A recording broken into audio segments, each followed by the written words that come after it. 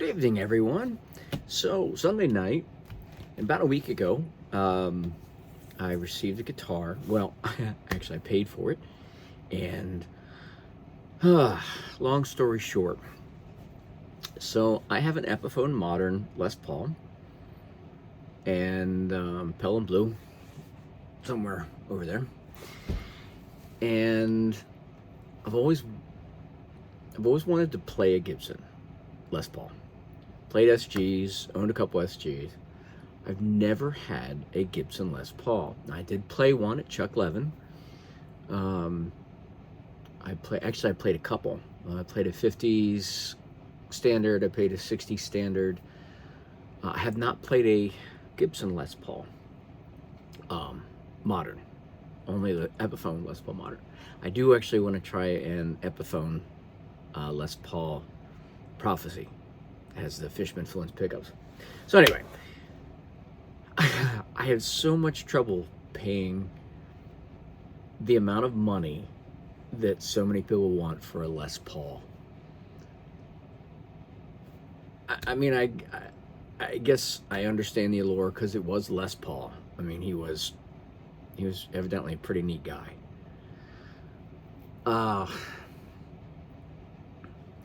Man, they're heavy. Holy shit, are they heavy? And they're boxy, bulky. They have very little access to any of the upper frets. So if you want to do any lead work, all your lead work's got to be on the low end of the fretboard. So I was watching YouTube one day, and I found out that PRS, who I am not a fan of, not because of the guitars, but because of Paul himself. Nothing to do with the guitars. The guitars are friggin' amazing. So anyway, went on Guitar Center.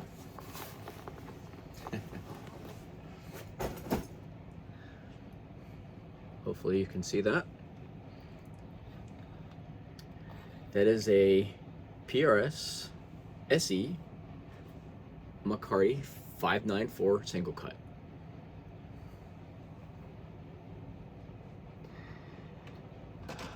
There is nothing to dislike about this guitar. I picked it up out of the box. First of all, let me say, I paid $5.99 for this guitar. It was filthy, beyond filthy. The frets look like absolute shit, meaning finish-wise. They were rough as hell, gritty.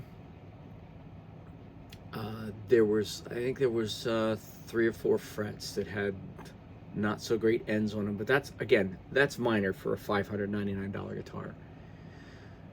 Just for reference, I paid $325 for my Epiphone Les Paul Modern Pelham Blue for just the husk. This thing, the fit and finish, is freaking for the... I've had a lot of really nice guitars, including a ESP E2, Japanese made, back behind me. I have 3 nice guitars. Everything else I have is, as you can see, my Ibanez JS 2410. I have 3 really nice guitars. Everything else I have is cheap stuff. Guitars back there on the wall, stuff I bought that were in bad shape, and I refinished them.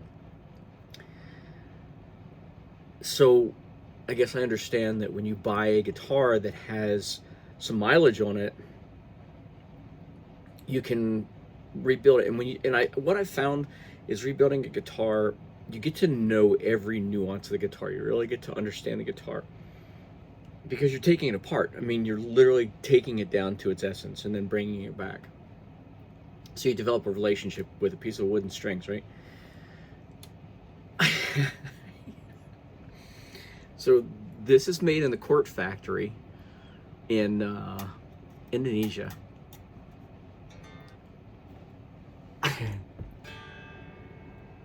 The sustain on this guitar is insane. Bear with me here for a second.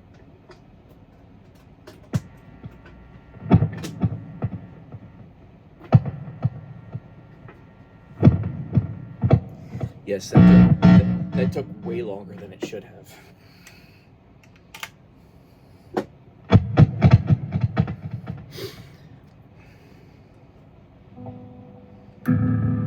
Neck.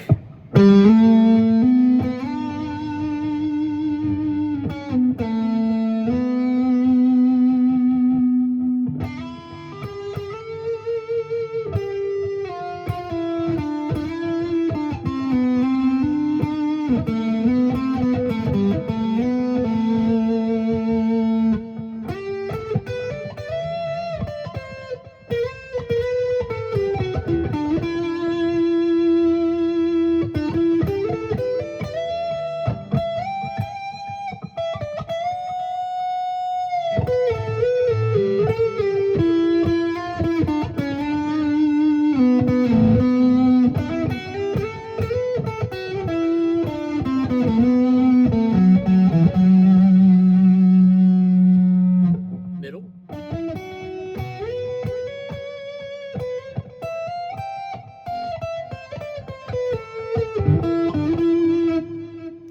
Bridge.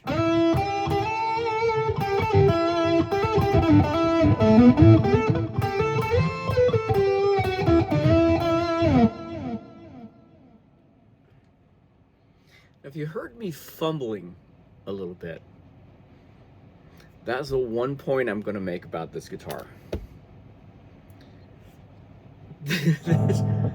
This guitar is absolutely beautiful in every way. Pardon me, I have a screwing up cable. I cannot see how someone could pay for this, pay 5 times, 6 times, 7 times the amount for the core model 594.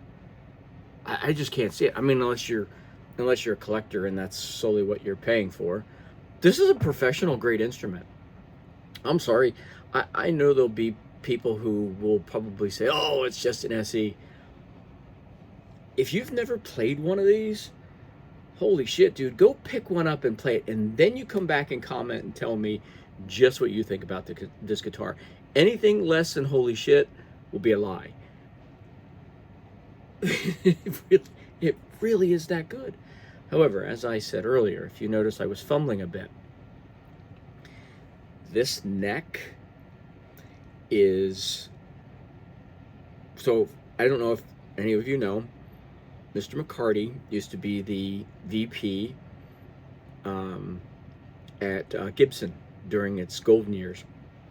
So that's the McCarty. Mr. McCarty,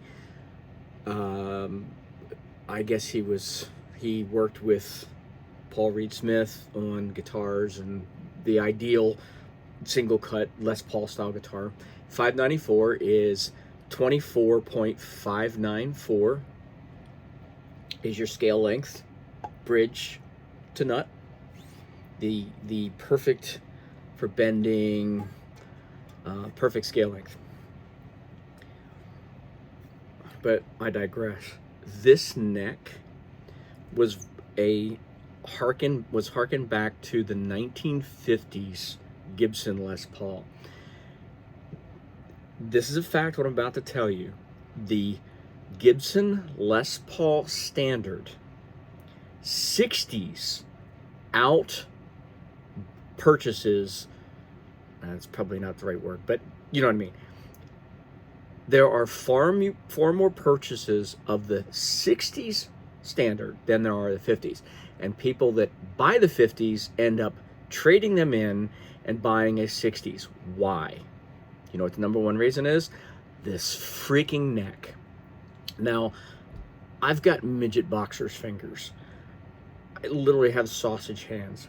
I've been working with my hands my whole life.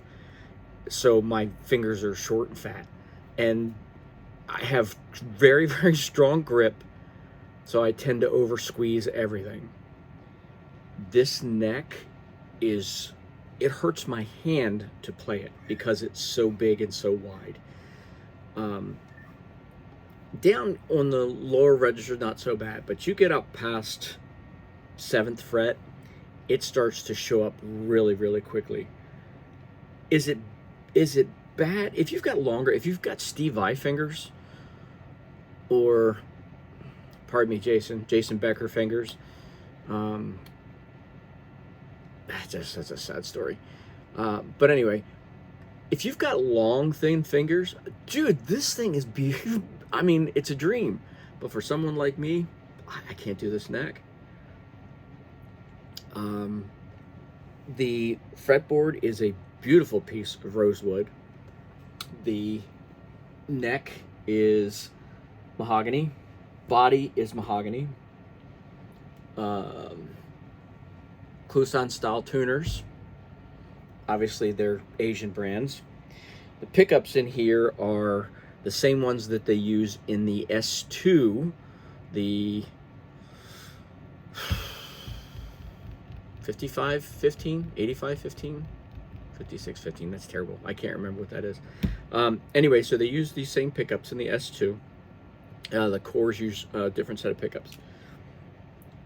The pickups on this thing are very low output. I've measured the bridge at 7.8.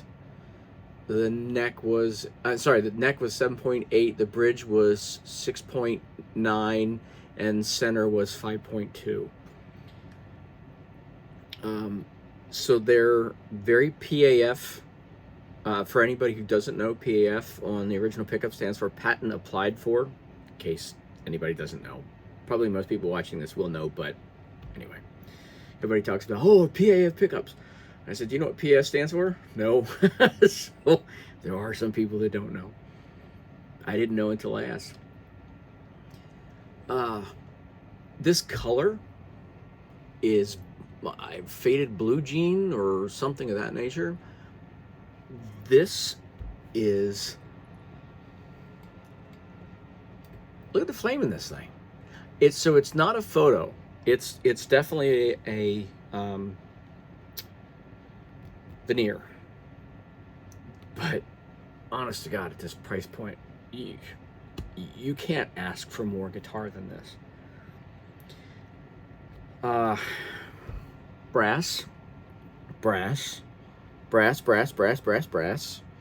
on top of chrome. It has standard nickel pickups, does not have stainless pickups. Push pull for your split your neck and your bridge.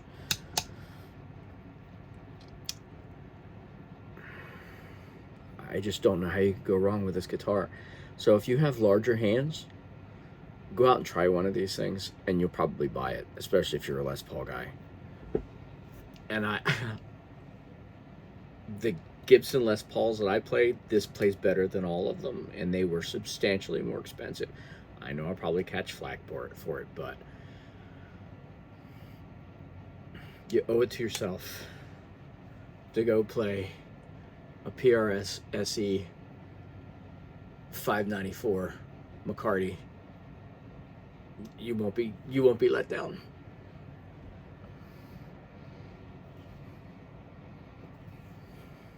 Anyway, so I did put this thing's running 10s right now. So it with the 24.594, you can bend the hell out of 10s. So higher now, it does require a good bit of pressure, and my left hand, wrist, and shoulder were badly damaged in a motorcycle accident, so I have a lot of nerve damage. So I have trouble pushing down hard with my left hand, but with this guitar and this scale length, yeah, these are really easy to bend, and you don't have to push real hard because of the size of the frets. I think they're medium jumbo.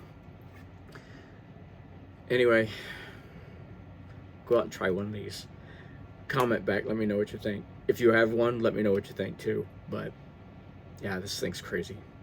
Anyway, have a good night, y'all. Be well.